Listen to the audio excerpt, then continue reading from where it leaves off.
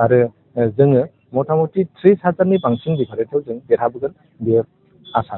दिनैनि दिनावथ' नुनायावसो गोख्रों बिपिएफ आरो इउपिपिएल सानैबो नुनायाव गोख्रों, खिन्थु थांनाय 5 बोसोरावहाय जिहेतु जोंहा रनजित बसुमतारी बिथांखौ बिटिसिआवहाय नाखस खालामखाबाय आरो थांनाय बिटिसि इलेक्सनाव पानिराम ब्रह्मआ जाबायदि थगायनानै भट लानानै देरहाबोदों, दा बिनि फिथाइखौ सिननायखौ आरोखि जिहेतु थगायदों बिनि फिननायखौ रायजोफ्रा होनो थाखाय रेडि आरो जोङो मथा मथि 30,000नि बांसिन डिफारेन्सआव जों देरहाबोगोन बेयो आसा दं। गिबियावनो ससियेल मिडिया नायगिरि नोंथांमोननिसिम आरो नोंथांनि बड'सा निउस आरो डिबि निउसनिसिम रोजा रोजा साबायखर दिनै बिसिम सफैनायनि थाखाय। फोसावदिं मेला गाबोन सानसे दंबावो। दिनैसिमबो जोङो जेसेबांनाखि जायगायाव थांगासिनो बा थांनो हागासिनो मोजां, खुब मोजां पजिटिभ। रायजोफ्रा सोलायनाय लुबैदों।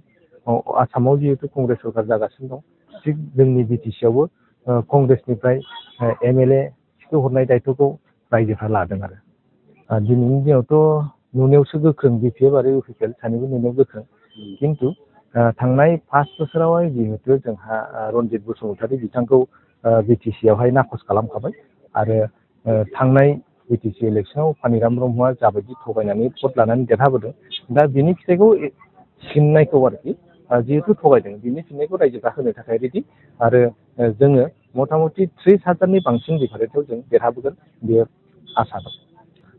रायजो राजाफ्रा बेखौनो बुंदों, आसामाव सरकार बानायनोब्ला बिपिएफ आरो इउपिपिएलआ हाया।